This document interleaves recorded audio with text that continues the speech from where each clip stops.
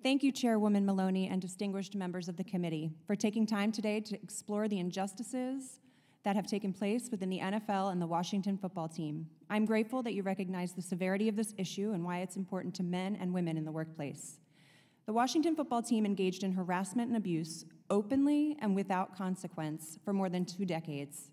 I personally experienced harassment and misogyny during my 14 years with the organization, both as a cheerleader and marketing executive. I eventually left in 2011 because my work environment routinely made me feel anxious and unsafe. The harassment and objectification of the cheerleaders was constant. Under Dan Snyder's leadership, women were used as sex objects and tools to increase sales rather than dignified human beings.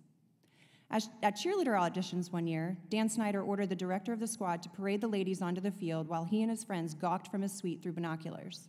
The women were directed to turn around slowly, as if they were cattle being examined for sale. One of the women cried on the sidelines because she didn't understand what was happening. The next year, we had to start an ambassador squad made up of beautiful women who were not cheerleaders, but dressed to look like them. They were paraded through suites, and in later years, the men who paid for those suites were invited to come to our calendar shoots and to judge our auditions. Over the years, it became clear that Dan Snyder and his male executives were far too interested in the cheerleaders. Eventually, Dan himself had the final say of who made the team and who got months in the calendar. Unbelievably, he requested binders of photographs for auditions and the calendar so that he could choose who to cut based on looks, not talent. One year, he cut 10 veterans who otherwise would have made the team based on their skill and experience, evidently because they weren't the prettiest in his opinion. It was known as the Tyson's Massacre. Think about that. An NFL owner who hired and fired employees based solely on their looks. It's despicable. During calendar production one year, a male executive took unedited prints off the graphic designer's desk despite my warnings to protect them. One of these compromising full-size photos was one of the team's most loyal employees and my dear friend. She's sitting next to me today. I'm still haunted by this.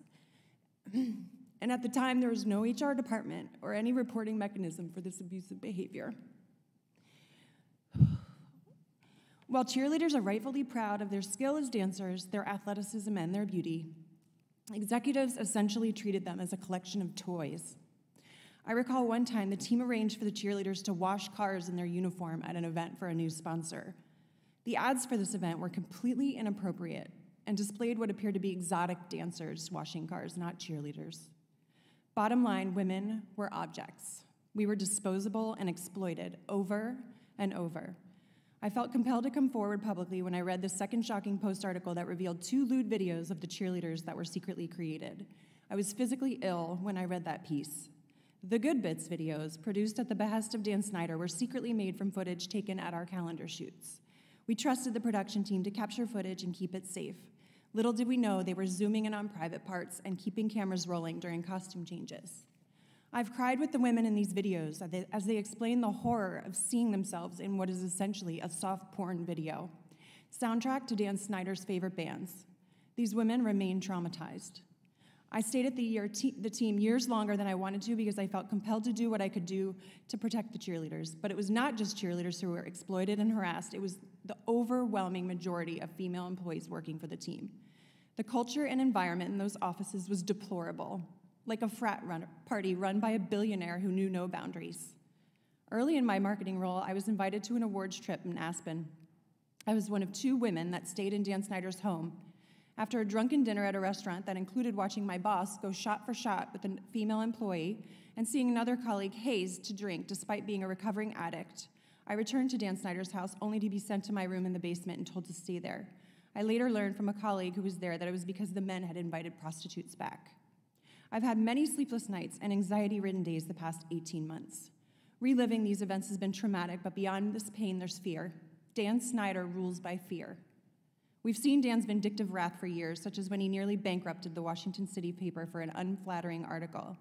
He sent private investigators to the homes of a dozen former cheerleaders last year, and I got calls from these terrified women who didn't understand why PIs were showing up on their doorsteps. He offered hush money to a group of us in exchange for our silence last February, but we declined. This was offensive and certainly felt like intimidation and witness tampering to us. The NFL is now complicit in this scandal. Its commissioner, Roger Goodell, asked the investigator to give an oral report, so we can't corroborate the victim's claims, and there's nothing official for the public to react to. 10 months, more than 120 witnesses, and nothing. Roger Goodell's claim that he was trying to protect us is outrageous and cowardly. The public optics of him caring is appalling. Goodell betrayed every woman who suffered harassment and abuse at the Washington football team. Finally, I am a daughter, a sister, a wife. I am called mommy by two amazing boys who now know what sexual harassment is. I came forward at great personal risk to try to effect change for the future. There must be transparency so there can be true accountability. I'm here today in hopes that you will demand the NFL release the report. Thank you, and I'm willing to answer any questions. Thank you.